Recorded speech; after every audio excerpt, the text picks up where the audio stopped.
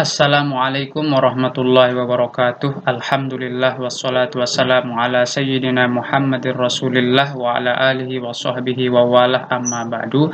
Teman-teman sekalian, kali ini kita akan membahas tentang mansubatul asma yang keenam, yaitu adalah al-halu, hal. Apa itu hal? Al-halu, hal adalah ismun yuzkaru li bayani hayatil fa'ili awil maf'uli bihi. Adalah isim yang digunakan untuk menjelaskan kondisi daripada fa'il, ya. Jadi hal itu menjelaskan kondisi fa'il awil maf'uli bihi, atau menjelaskan kondisi maf'ulnya. Hina, ketika husulil fi'li, ketika sampainya atau terjadinya suatu pekerjaan. Jadi dari definisi ini dapat kita ambil pengertian bahwasanya hal itu adalah kondisi dari atau keadaan dari fa'il atau maf'ulun bih ketika terjadinya suatu pekerjaan dalam kalimat, ya. Mithlu, contohnya di sini, Ja'a Muhammadun. Nah, telah datang Muhammad. Nah, Muhammad belum diketahui keadaan datangnya itu bagaimana. Apakah dia dalam keadaan jalan kaki, dalam keadaan memakai sepeda, dalam keadaan menunggang kuda, atau bagaimana? Belum diketahui. Nah, hal itu menjelaskan kondisi, bisa menjelaskan kondisi si Muhammad, ya. Contohnya di sini, Ja'a Muhammadun rakiban. Telah datang si Muhammad rakiban, dalam keadaan mengendarai kendaraan, gitu. Kata rakiban di sini adalah hal, sehingga kita mengetahui bahwa Muhammad itu datang dengan kendaraan, ya, tidak datang berjalan kaki. Nah, kata rakiban ini disebut hal, oleh karena itulah dia itu mansub, atau tanda nasabnya di sini adalah fathah. Contoh yang kedua, shalla aliyun jalisan. Ali sholat, jalisan dalam keadaan duduk. Nah, kata jalisan di sini adalah hal yang menjelaskan kondisi sholatnya si Ali. Kalau kita mengatakan shalla Ali, Ali telah sholat, memang kalimatnya itu sudah sempurna. Tetapi kalau kita bertanya bagaimana dia sholat, apakah dia sholatnya berdiri, apakah dia sholatnya duduk, apakah dia sholatnya berbaring, maka di situ butuh penjelasan. Nah, penjelasan di situ disebut dengan hal. Kita menanyakan kondisi bagaimana dia sholat. Maka di sini dengan ditambah kata jalisan dapat kita ketahui bahwa bagaimana kondisi Ali ketika sholat. Shalla aliyun jalisan. Ali sholat dalam keadaan duduk. Nah, kata jalisan ini disebut hal. Oleh karena itu huruf terakhirnya di sini dia mansub, tanda nasabnya adalah fathah. Contoh berikutnya, akalal waladu qa'iman. Akalal waladu, anak itu makan. Nah, sampai di sini kita mengerti bahwa kita diberitahukan ada seorang anak yang makan. Tapi kalau kita tanya misalnya bagaimana cara makannya, maka di situ butuh hal. Kata qa'iman, dalam keadaan berdiri, maka kita ketahui kondisi anak itu ketika makan. Akalal waladu qa'iman, anak itu makan dalam keadaan berdiri, atau makan sambil berdiri, berarti dia tidak sedang duduk, seperti itu. Nah, inilah fungsi hal. Dan hal itu wajib hukumnya mansub. Di sini dia tanda nasabnya adalah fathah di akhirnya. Selanjutnya, wa alamatuhu, dan tandanya hal itu ayyasluha wuqu'uhu jawaban li kaifa. Itu cocok keadaannya itu sebagai jawaban dari pertanyaan bagaimana. Nah, coba kita lihat, ya. Misalnya, Ja'a Muhammadun, telah datang si Muhammad. Bagaimana dia datang? Rakiban, dalam keadaan mengendarai atau menunggang sesuatu, gitu, ya. Kemudian shalla aliyun, Ali sholat. Bagaimana dia sholat? Jalisan, dalam keadaan duduk. Akalal waladu, anak itu makan. Bagaimana dia makan? Qa'iman, dia makan dalam keadaan berdiri, gitu. Jadi hal itu sangat cocok apabila kita ajukan pertanyaan kaifa atau bagaimana. Begitulah hal.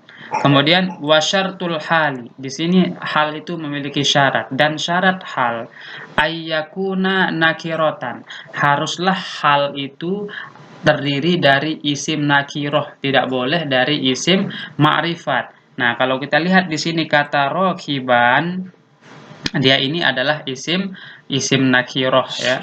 Kemudian kata jalisan ini juga isim nakiroh, dan kata iman juga isim nakiroh. Karena isim nakiroh itu tandanya adalah bisa menerima tanwin ya. Kalau isim ma'rifat tidak bisa menerima tanwin, tetapi menggunakan alif lam.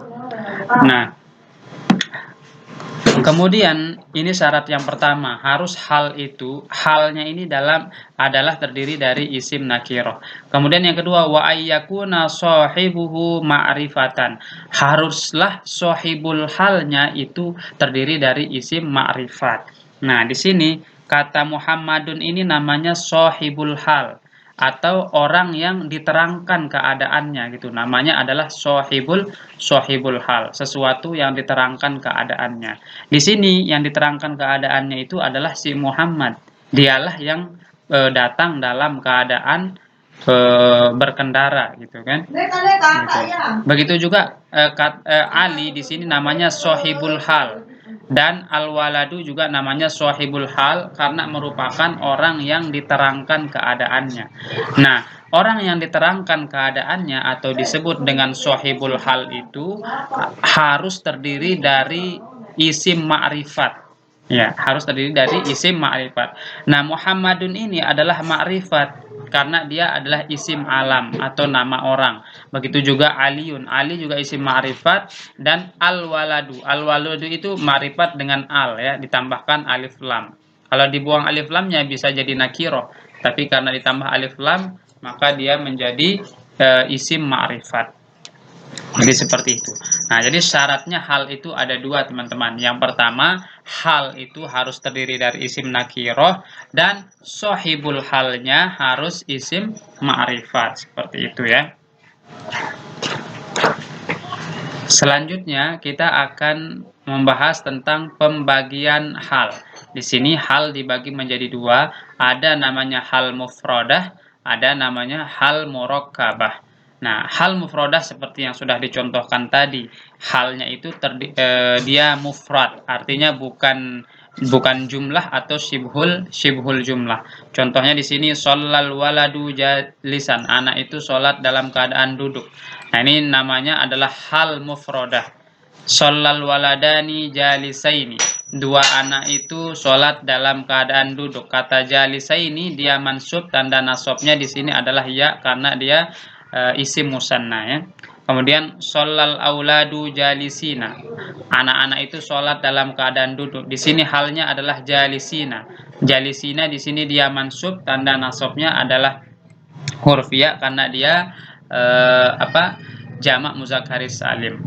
Kemudian sholatil bintu jalisatan. Di sini jalisatan mansub, tanda nasabnya adalah fathah karena dia isim mufrad. Sholatil bintani jalisataini. Dua anak perempuan itu sholat dalam keadaan duduk. Kata jalisata ini di sini dia kedudukannya sebagai hal, dan dia mansub, tanda nasabnya adalah huruf ya karena dia ini isim tasniyah. Sholatil banatu jalisatin. Sholatil banatu jalisatin. Anak-anak perempuan itu sholat dalam keadaan duduk. Di sini halnya adalah jalisatin. Jalisatin ini dia mansub, tanda nasabnya adalah kasroh karena dia jamak muannatsi salim. Jadi jamak muannatsi salim itu tanda nasabnya itu adalah kasroh ya. Selanjutnya yang kedua di sini adalah ada namanya hal murakkabah. Hal murakkabah itu adalah hal yang terdiri dari jumlah atau syibhul jumlah. Contohnya di sini adalah ja'al waladu yabki. Telah datang anak itu dalam keadaan dia menangis. Nah, kata yabki ini adalah jumlah dari fiil dan fa'il. Itu nanti fi mahalli nasbin hal gitu ya. Menempati posisi nasabnya hal. Ja'a aliyun yamshi. Kata yamshi ini adalah fiil dan fa'il. Nanti jumlahnya, wa jumlatul fi'li wal fa'il fi mahalli nasbin hal. Jadi jumlah fi'il fa'ilnya ini nanti menempati posisi nasabnya hal. Nah, maka ini disebut dengan hal yang murakkabah. La tashrab wa anta qa'imun. Janganlah kamu minum dalam keadaan kamu itu berdiri.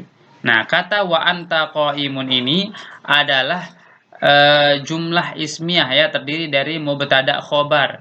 Nanti jumlah mubtada dan khobarnya ini fi mahalli nasbin halun, menempati posisi nasabnya hal.